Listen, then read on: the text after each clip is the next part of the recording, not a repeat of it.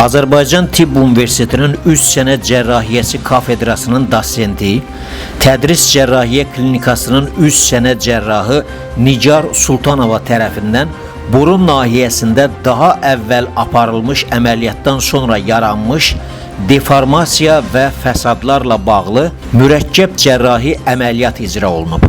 Pasiyent təxminən 2 il əvvəl burun ucu nahiyəsindən əməliyyat keçirib. Daha sonra burun ucunun formasını dəyişdirmək məqsədi ilə müxtəlif gel preparatlarından istifadə edib. Müəyyən müddət sonra isə gel preparatlarının tətbiq olunduğu nahiyələrdə şişkinlik və deformasiya meydana gəlib.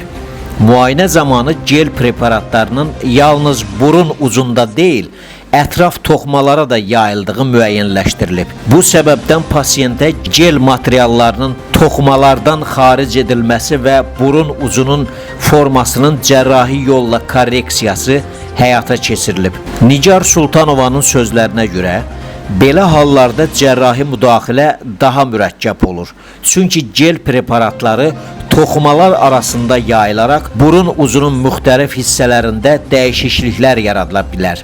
Əməliyyatın əhəmiyyətli hissəsi məhz toxumalara yayılmış gel materialının mümkün qədər tam şəkildə xaric edilməsinə sərf olunur.